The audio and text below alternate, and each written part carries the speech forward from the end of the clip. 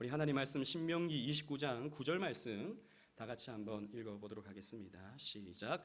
그런즉 너희는 이 언약의 말씀을 지켜 행하라. 그리하면 너희가 하는 모든 일이 형통하리라. 아멘. 오전에도 말씀을 잠깐 언급했지만 성경은 크게 두 가지의 가르침을 주고 있죠. 하나는 율법과 하나는 복음입니다. 율법은 이것을 행하여 지키라. 그리하면 너희가 복을 얻을 것이다 라고 하는 내용이죠. 그래서 그게 바로 율법이 담고 있는 주요한 내용입니다. 복음은 거기에 반해서 내가 너희를 위해 이 모든 것을 했다라고 선언해 주시는 것이 복음이죠. 그러나 복음을 우리가 이해하기 위해서는, 복음으로 나아가기 위해서는 반드시 율법을 통과해야만 하는 것입니다. 율법을 통과해야 이 율법을 행할 수 없는 나라는 존재를 발견하게 되는 것이죠. 그래서 그리스도에게까지 우리는 가게 되는 것입니다. 그리스도에게 가서 우리는 십자가에서 복음을 만나게 되는 거거든요. 그래서 우리가 복음을 선포하기 위해서는 1차적으로는 율법을 선포해야 됩니다. 그래서 우리가 어떻게 살아야 하는지, 하나님 안에 있는 백성들이 어떻게 지켜 행해야 할 것이 있는지를 우리가 먼저 듣고 나서 복음을 우리가 들을 때에 그것이 구조적으로 이해가 되게 되는 것이죠. 그래서 우리는 하나님이 우리에게 주신 이 언약의 말씀, 그 가운데 율법적인 부분도 우리는 함께 들을 수 있어야 된다라는 것이죠. 그래서 하나님은 이런 율법을 주실 때도 언약으로 주셨다라는 것입니다. 언약. 그래서 이 언약의 말씀을 지켜 행하라. 그래서 구약, 옛 언약, 신약, 새 언약이라는 말씀으로 우리가 성경을 듣게 되지 않습니까? 약속이라고 하는 것은 사실 우리의 삶 전체에 연관되어 있습니다. 여러분, 우리가 이 관계되어지는 모든 것들은 다 약속으로 이루어지는 거예요. 부부와의 관계, 여러분 결혼할 때 서로 서약하지 않습니까? 남편의 서약, 아내의 서약, 약속으로 이루어지는 거예요. 남편은 남편의 역할을 하고 아내는 아내의 역할을 하게 하는 것이 여러분 결혼이라고 하는 관계인 것입니다. 부모와 자식 간에도 마찬가지예요. 부모와 자식 간에도 부모로서의 역할, 자식으로서의 역할이 약속되어지는 것입니다. 근데 자식으로서의 역할을 하지 않을 때 언제든지 야단을 맞게 되는 것이고, 부모로서의 역할을 하지 못할 때 부모로서 부끄러움을 당하게 되는 것입니다. 교회에서의 관계도 마찬가지예요. 여러분, 교회도 여러분들이 이 교회의 회원이 되기 위해서는 반드시 서약을, 약속을 해야 되는 거예요. 하나님 말씀을 믿어야 되고, 예수 그리스도의 대속을 믿어야 되고, 이 교회에서 충성해야 되는 것이고, 또 성경을 통해서 하나님을 알아가야 되는 이러한 서약적인 내용들을 여러분들이 해나갈 때 이 교회의 일원으로서 살아갈 수 있게 되는 것이고, 국가도 마찬가지입니다. 국가로서의, 국민으로서 해야 하는 어떤 의무가 있고 당위가 있는 것이죠. 그런 것들을 서로 약속 간에서 이어진 가운데 각자의 역할이 있고 이루어지는 것입니다. 모든 관계는 다 약속입니다. 약속. 그래서 사회학자들 그리고 철학자들은요, 이 사회는 계약으로 되어 있다, 이런 말들을 많이 했죠. 존 로크라는 사람, 여러분 옛날 윤리책에 나오던 사람인데 이 사람은 이렇게 말했습니다. 자연 상태에서 자연적인 자유를 누리던 인류는 아무런 질서도 없음으로 인해서 겪게 되는 삶의 어떤 불편함을 회피하기 위해 구성원들이 동시적으로 합의하여, 즉 사회계약을 체결하여 국가를 탄생하게 했다. 이 사실 불신자입니다. 불신자의 입장에서 본다면 인간은 어떤 필요에 의해서 서로 간에 계약을 맺고 서로 간에 이렇게 합의하에 사회라고 하는, 국가라고 하는, 공동체라고 하는 이 틀을 만들었다라고 이렇게 주장하죠. 그래서 이때 당시에 여러분 많이 들어보셨겠지만 홉스라는 철학자, 그리고 루소라는 철학자. 루소는 성선설, 홉스는 성학설, 그리고 로크는 백지설. 여러분 옛날 윤리 시간에 다 배웠던 내용이죠. 이 다 입장은 다르지만 한결같이 주장했던 것은 이 사회는 계약으로 되어 있다, 약속으로 되어 있다라고 주장했던 것은 공통적인 내용이었던 것이죠. 그러나 우리가 성경적으로 봤을 때 이런 약속은 그냥 사람들의 합의에 의해서, 필요에 의해서 만들어진 것이 아니라 하나님이 주신 것을 우리는 성경을 통해서 발견할 수 있습니다. 약속들의 여러 가지 표현들이 있죠. 그래서 사람과 사람 사이에 가볍게 지키고 맺는 이런 것들을 우리는 약속이라고 말합니다. 그래서 내일 11시에 만나자, 이런 약속들을 하죠. 이번 생일에는 내가 뭘 사줄게, 아내에게 이런 약속을 하죠. 이런 약속이라고 합니다. 그리고 계약이 있습니다. 계약은 쌍방이 법적인 책임을 가지고 지키고자 하는 것, 조금 더 이제 구속력이 있는 것이죠. 법적인 구속력이 있는 것을 우리는 계약이라고 말합니다. 그리고 우리가 자주 쓰는 성경에서 표현되어지는 내용 가운데 하나는 언약이라는 말입니다. 월등한 주체자가 책임을 지고 지키고 그것을 말씀으로 주실 때 그것을 우리는 언약이라는 말로 이렇게 표현하는 것이죠. 성경은 분명히도 약속의 이야기입니다. 곰곰이 한번 보십시오. 창세기는 족장들과 약속을 맺으시는 하나님의 이야기가 있고요. 이야기로 되어 있고요. 그리고 출애굽기는 이스라엘 백성들과 약속을 맺으시는 하나님의 이야기가 됩니다. 지금 우리가 살펴보는 내용들을 한번 곰곰이 생각해 보십시오. 아담에게 약속을 맺으시죠. 아브라함과 이삭과 야곱에게 약속을 맺으시죠. 그리고 이젠 출애굽기에서는 백성들과 그 신정국가 이스라엘과 함께 맺으시는 하나님과의 약속의 이야기가 담겨져 있다라는 것입니다.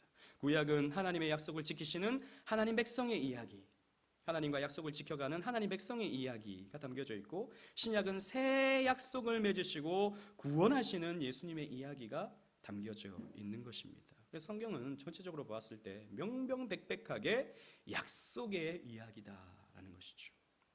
그럼 성경은 이 언약이라는 말 어떤 말로 표현되어 있느냐? 이 베리트라는 말로 표현되어 있습니다. 이 베리트라는 말은 주로 이제 성경에서 번역될 때 언약이라는 말로 번역되는데요. 이 말이 어떤 뜻인지 뭐 여러 가지 설들이 있습니다. 이 어원을 따져서 이 베리트라고 하는 말은 이런 의미일 것이다라고 추측하는 내용들이 있는데요. 첫 번째, 이 베리트라는 말과 비슷한 그러니까 베트와 그리고 레시, 이 바라도 같은 기억이 되는 것이고, 아니죠, 비읍 리을이 되는 것이고, 바라도 비읍 리을로 시작하다 보니까 제가 여러 번 말씀드렸다시피 히브리어는 자음밖에 없다 그랬잖아요. 같은 이런 자음을 쓰고 있는 이 바라라는 말에서 파생되지 않았을까? 먹다, 바라라는 말은 먹다라는 뜻이거든요. 그래서 그 고대 근동 사회에서 보면 어떤 언약을 맺을 때 서로 이렇게 음식을 먹는 그런 경우도 있어요. 예를 들자면 사무엘이 이스라엘 백성들에게 가르침을 주고 또 그 가르침을 적용하기 위해서 짐승의 환도뼈를 서로 먹는 뭐 이런 모습들이 성경에 나타나거든요. 이렇게 먹는 것으로 언약을 맺는 이런 장면이 나타나다 보니까 이 베리트라는 말은 같이 먹음으로써 어떤 언약을 맺는 것이 아닌가라고 보는 그런 견해가 있습니다. 그리고 사람과의 사이를 의미하는 아카드어, 이스라엘 사람들이 쓰던 말 말고 그 근동 지역에 아카드어가 있는데 히브리어에 약간 원형이 된다고 추측이 되는 그런 말입니다. 거기에 보면 비리트라는 말이 있어요. 베리트, 비리트 비슷하죠. 그러니까 사람 사이에 맺는 그런 어떤 인격 대 인격이 맺는 그런 약속이 언약이다. 뭐 이런 식으로 이제 이해를 하기도 합니다. 그리고 혹은 선택하다라는 뜻을 가지고 있는 히브리 동사 빠라라는 말에서 파생되었다. 그래서 하나님이 우리를 선택하시고 하나님이 우리에게 언약을 주셨다라는 차원에서 이 빠라에서 나오지 않았을까라고 추측을 하기도 합니다. 그리고 속박하다, 묶다, 걸다라는 뜻을 가진 아카드어 비리투라는 말이 있는데 여기에서 파생된 것이 아닌가 이렇게 생각을 하기도 합니다. 여러 가지 설이 있는데 정확히 뭐가 맞는지는 몰라요. 중요한 것은 언약이라고 하는 것은 하나님과 하나님 백성이 서로 맺어가는 하나의 약속이다라는 것이죠. 정리하자면 언약은 일정한 형식의 서약을 통해서 언약 당사자들 사이의 결속을 확정하는 엄숙한 약속이라고 정의할 수 있다는 것이죠. 서약이 있다. 어떤 형식이 있고 그 형식에 맞춰진 서약이 있다는 것입니다. 그것을 엄숙하게 지켜가고자 하는 약속으로 우리는 이 베리트라는 말을 이해한다라는 것이죠. 재밌는 것은 이 언약을 맺다라는 말이 있잖아요. 하나님과의 언약을 맺다. 이 맺다라는 말이 뭐냐면 카리트라는 말이에요. 그래서 언약을 맺다라는 말이 히브리어로 베리트 카리트입니다. 베리트 카리트. 근데 카리트라는 말은 어떤 뜻을 가지고 있냐면 쪼개다라는 뜻을 가지고 있어요. 쪼개다, 자르다. 그래서 카리트라는 말에서 영어 컷이 나왔거든요. 그래서 언약을 자르다라는 말이 언약을 맺다라는 뜻이에요. 여러분, 그러면 여러분 머릿속에 뭔가가 떠올라야 돼요. 뭐가 떠오릅니까? 그렇죠. 짐승을 쪼개는. 아브라함이 횃불 언약을 하나님과 맺게 되었을 때 짐승을 쪼개잖아요. 그 쪼갰으로써 그 사이를 지나가는 장면이 창세기 15장에 나오잖아요. 이게 바로 언약을 맺는, 언약을 자르는 그런 경우라고 할 수 있겠죠. 우리가 공부하고 있는 이 웨스트민스터 신앙고백서는요, 한마디로 말해서 언약 신학적 구조를 가지고 있습니다. 우리가 고백하는 웨스트민스터 신앙고백서 및 대소리 문답은 우리가 6장부터 살펴볼 텐데요. 행위 언약과 은혜 언약, 그리고 그 언약을 감싸고 있는 구속 언약의 틀 속에서 이해되어질 수 있게 되는 거예요. 그래서 이 언약 신학이라고 하는 것은 여러분들이 앞으로 계속해서 살펴보고 공부할 수밖에 없는 내용입니다. 그래서 이 언약 신학은 성경을 가장 잘 이해하는 신학이라고 할 수 있어요. 이 사람이 누구냐면 이 개혁주의 성경신학자인 게알더스 보스라는 사람인데요. 이 사람은 이렇게 말했습니다. 개혁신학은 언약신학이다. 개혁주의 신학은 한마디로 말해서 언약신학이다. 하나님과의 관계에서 언약을 맺어가고 그 언약으로 말미암아 구원받는 신학이 바로 언약신학이다라는 것이죠. 이 언약신학을 청교도들이 나름 정립을 했어요. 그래서 웨스트민스터 신앙고백서를 작성할 때부터 이런 언약신학의 큰 틀이 어느 정도 정리가 돼 있었던 것이죠. 그 전에도 물론 있었지만 이 행위 언약 그리고 은혜 언약이라고 하는 말은 이 웨스트민스터 신앙고백서가 작성될 때쯤에 생겨난 말입니다. 그 전에는 그런 단어가 없어요. 그러나 그때부터 이런 말들이 생겨나기 시작하면서 조금 더 체계화되고 조금 더 정리가 되죠. 이렇게 언약신학이 발전해 나가는 데 있어서 20세기에 들어와서 아주 중요한 발견이 있었습니다. 여러분, 이 사람은 조지 맨델 홀이라고 하는 신학자인데요. 이 사람은 무엇을 연구하는 사람이냐면 이 고대 근동 지역의 문헌을 연구하는 사람이에요. 그래서 아카드어라든지 수메르어라든지 쐐기 문자들 이런 것들을 해독하는 데 있어서 성경과 연관해서 이해하는 데 있어서 탁월한 신학자였습니다. 이 사람은 고대 종주권 조약을 연구하는 사람이었는데 여러분 종주권 조약이 뭐냐면 군주가 있어요. 그 지역에 가장 강력한 군주 그리고 그 군주 밑에 있는 족장들 이 사람들을 가리켜서 봉신이라 그래요. 그래서 군주가 이 봉신들을 지켜주고 이 봉신들은 군주에게 나름의 이런 곡물들을 바치는 그런 언약 관계가 그때 당시에도 맺어지게 됐거든요. 이런 것들을 연구하던 사람이 이 맨델홀이라는 사람이었습니다. 그런데 이 사람이 이제 BC 5세기경에 이루어진 헷 족속, 성경에는 헷 족속이라고 되어 있지만 세계사에서는 히타이트 족속이라고 그러죠. 이 헷 족속의 조약들을 연구해보고 또 BC 7세기경에 이루어진 아수르 사람들의 이 조약들을 보니까 이 종주권 조약이 있더라는 것이죠. 종주가 있고 봉신이 있어서 이렇게 서로 간의 어떤 봉신 관계로 그리고 군주 관계로 이렇게 계약이 맺어지는 그런 모습들이 나타나더라라는 것이죠. 여러분 이 그림을 보십시오. 여기 보면 이 사람이 이렇게 절하고 있죠. 이 사람이 이제 그 종주가 되는 것입니다. 군주가 되는 것이죠. 이 사람은 이제 봉신이 되어서 충성을 바치고 이 사람은 이제 군사적으로 이 족장들을 지켜주고 이 사람은 공물을 바치는 이러한 모습들이 나타나더라라는 것이죠. 이런 계약을 맺을 때 어떤 문학적인, 문법적인 그리고 어떤 조항적인 어떤 특수성, 어떤 패턴이 있는데 이런 형식을 갖게 되는 것입니다. 첫 번째는 전문이 나타나요. 이 히타이트 그리고 이런 아수르 조약들을 보면 조약의 주체자를 확인하는 내용이 나와요. 전문으로서 누구와 계약을 맺는지 이런 전문이 나타나요. 그리고 역사적 서문이 나타나요. 조약 당사자들의 관계와 배경, 우리가 어떤 관계 속에서 어떠한 역사적 그런 흐름 속에서 이러한 언약을 맺게 되는지 조약을 맺게 되는지 이런 관계와 배경이 나타나더라는 것이죠. 그리고 이제 법규가 나옵니다. 누구는 어떻게 하고 또 누구는 어떻게 하고 이렇게 서로 간에 지켜야 할 내용들을 법규로서 조약의 내용이 나오게 되는 것이죠.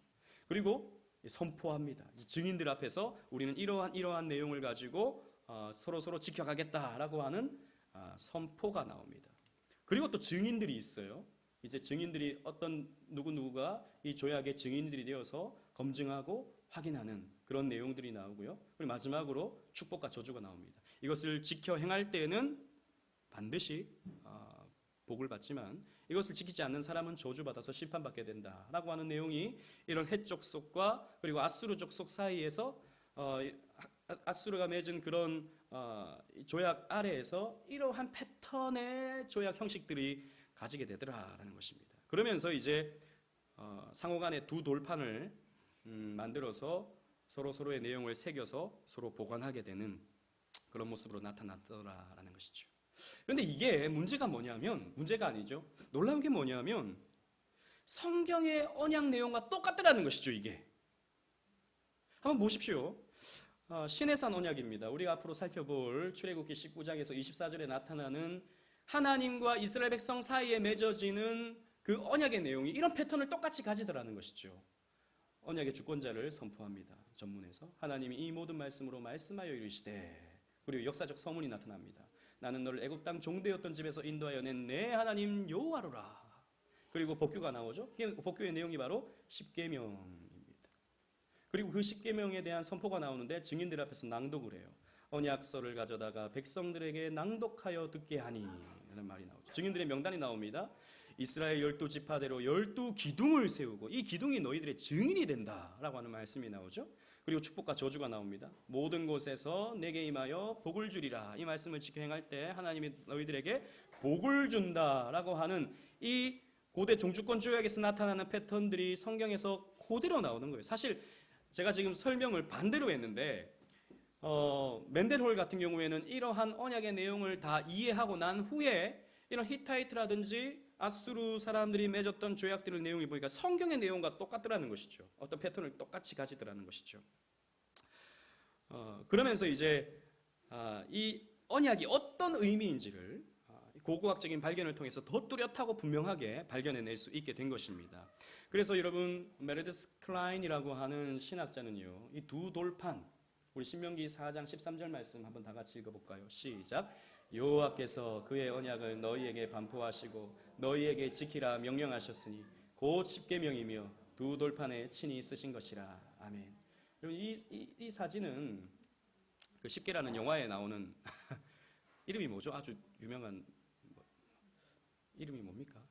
옛날 배우는 잘 몰라요. 아무튼 잘생긴 배우죠. 여기 보면 이제 두 돌판을 가지고 이렇게 내려옵니다. 두 돌판. 여러분 왜 두 돌판일까요? 우리가 보통 그렇게 이해하기도 하죠.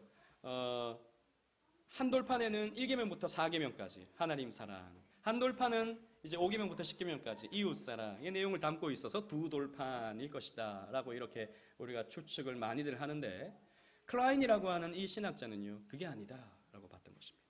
이게 뭐냐면 이러한 이 종주권 조약의 형식들을 봤을 때 이 두 돌판이라는 것은 계약서라는 것이죠. 이게 계약서라는 겁니다. 그러니까 계약서는 2개 쓰잖아요. 저희도 이제 이 상가 계약할 때 계약서를 2개 작성해서 하나는 주인, 하나는 여기 이제 제가 이제 그 문서를 보관하고 있죠. 마찬가지로 똑같은 문서다라는 것이죠. 하나는 누구 거? 하나님 거. 하나는 이스라엘 백성 거. 그런데 하나님은 뭐 돌판이 굳이 필요 없잖아요. 두 돌판을 갖고 내려온 것입니다. 그래서 이러한 모습들을 우리가 이해할 때 이 십계명이라고 하는 것은 하나의 계약서다라는 것이죠. 언약 문서다라는 것이죠. 여러분 출애굽기뿐만 아닙니다. 신명기는 사실 거대한 언약 문서입니다. 신명기 자체가 거대한 언약 문서예요. 보십시오.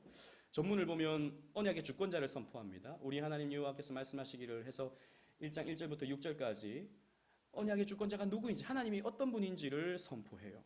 그리고 언약적 서문이 나옵니다. 이스라엘 백성들을 어떻게 하나님이 출애굽시키시고 그들을 구원해내서 여기까지 인도했는지, 40년 동안 인도했는지, 거기에 대한 내용이 이제 1장부터 5장까지 담겨져 있어요. 그리고 법규가 나옵니다. 우리가 지켜야 할, 언약 백성들이 지켜야 할 법규의 내용들이 나오고요. 그리고 선포합니다. 증인들 앞에서 낭독이 나오죠. 이 율법의 모든 약속을 지켜 행하게 하고, 그리고 이제 선포의 내용들이 쭉쭉 나오고요. 증인 명단이 나옵니다. 하늘이 증인이다, 땅이 증인이다 라고 하는 말씀들이 나오고요. 그리고 축복과 저주가 나오죠. 들어가도 복을 받고 나가도 복을 받고, 반대로 저주도 나오죠. 들어가도 저주받고 나가도 저주받고 이러한 축복과 저주의 내용이 똑같이 패턴으로서 나타나더라는 것이죠. 여기뿐만이 아닙니다. 이스라엘 백성들이 나중에 출애굽하고 이제 가나안 땅에 들어가서 이제 정복을 어느 정도 완성한 후에 여호수아 24장에 보면 세겜 언약이 나타나는데 거기서도 똑같이 이런 패턴을 가지게 되더라는 것이죠. 언약의 주체 이스라엘 하나님 여호와가 나오고요. 역사적 서문이 나와서 내가 너희를 여기까지 인도해 내었노라. 그리고 법규가 나옵니다. 여호와를 경외하며 온전함과 진실함으로 그를 섬겨라 라고 하는 법규가 나오고요. 선포가 나오죠. 이 모든 말씀을 하나님 율법책에 기록하게 해라. 증인의 명단이 나옵니다. 이 돌들이 아까 마찬가지로 출애굽기에 마찬가지로 이 돌들이 우리에게 증거가 된다. 그리고 축복과 저주가 나옵니다. 재앙을 내리고 너희를 멸하시리라. 이 말씀을 지켜 행하지 않으면 여호와 한 분만을 너희가 섬기지 않으면 저주받고 심판받는다 라고 하는 내용이 이 여호수아 24장 세겜 언약에서도 고스란히 나타나더라는 것이죠. 그래서 하나님은 우리와 관계 속에서 어떠한 관계를 맺냐면 하나님은 우리의 왕으로서 우리는 그분의 백성으로서 언약을 맺은 언약 당사자들이다 라는 것을 우리가 이러한 내용을 통해서 발견할 수 있게 되는 것이죠. 하나님은 그때 당시에 사람들이 이해할 수 있는 방식과 그때 당시 사람들이 받아들일 수 있는 하나의 형식으로 사람들과 계약을 맺어주신 언약을 맺어주신 거예요. 그래서 이 성경 속에 있는 언약 내용을 정리해 보면요, 이렇게 우리가 말해 볼 수 있습니다. 다 같이 한번 읽어볼까요? 시작. 성경 속 언약은 택한 백성이 하나님과 맺는 관계이고 하나님이 우리와 맺으시는 관계의 틀이다. 자, 성경의 언약은 하나님이 우리와 맺는 관계다. 그래서 우리 지난번 하나님이 이 여호와라라고 알려주신 후에 어떤 언약에 대한 말씀을 주십니까? 나는 너희의 하나님이 되고 너희는 내 백성이 되리라 라고 하는 언약의 말씀을 주시죠. 그게 하나님과 우리와의 관계다라는 것이죠. 그게 언약인데 하나님과 우리와의 관계다라는 것이죠.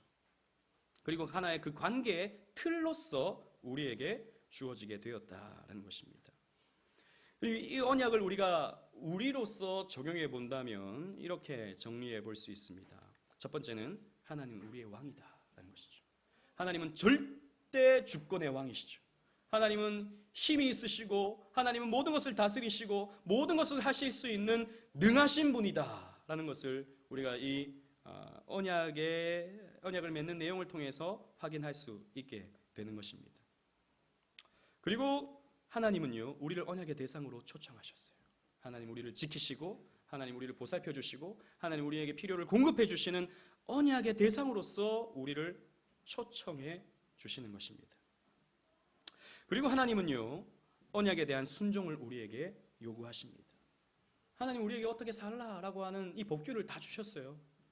율법을 통해서 우리가 어떻게 살아야 할지, 하나님 사랑 이웃 사랑으로 십계명을 지켜 행해야 될 것을 하나님 우리에게 법규로서 다 가르쳐 주신 거예요. 그렇다면 우리는 마땅히 거기에서 순종할 수 있어야 된다는 거죠. 순종할 때 비로소 우리는 하나님이 주시는 은혜와 그리고 사랑을 받아 누릴 수 있게 되는 것입니다. 순종할 때 비로소. 그리고 결과적으로 순종의 결과로서 하나님은 우리에게 복을 주시기를 원하신다라는 것입니다. 하나님은 우리에게 복 주시기를 원하시는 하나님이십니다. 그래서 세상이 줄 수 없는 복을 우리에게 주시는 것이죠. 생명의 복, 구원의 복, 영생의 복, 참된 만족과 기쁨의 복, 이것을 우리에게 주시는 거예요. 그래서 우리의 군주이신, 우리의 왕이신 하나님의 보호 아래에 우리는 들어가게 되는 것입니다. 이때 당시에는 이 고대 근동 사회에 있어서는 이런 군주 밑으로 들어가기 위해서 경쟁해야 하고 또 애쓰고 노력하는 모습들이 많이 나타났더라는 것이죠. 그런데 눈에 보이는 왕이 아닌 눈에 보이지 않는 왕, 하나님. 그런데 이분은 절대 주권을 가지시고 모든 것을 하실 수 있는 하나님. 그분이 우리를 끝까지 책임져 주시고 그분이 우리의 하나님이 되어주시고 우리는 그분의 백성이 되어진다라고 하는 것은 이때 당시에 사람들에게 있어서는 굉장히 생경한 말이었고 신선한 말이었으며 또 그것이 확신되어졌을 때는 정말 마음의 평안이 있을 수 있는 그런 은혜를 받았다라는 것이죠.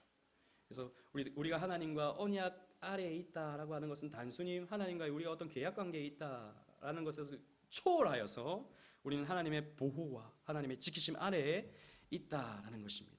그러기에 우리는 하나님이 우리에게 복 주시기 위한 과정으로서 신명기 29장 9절 말씀처럼 우리는 이 언약의 말씀을 지켜 행할 필요가 있는 것이죠.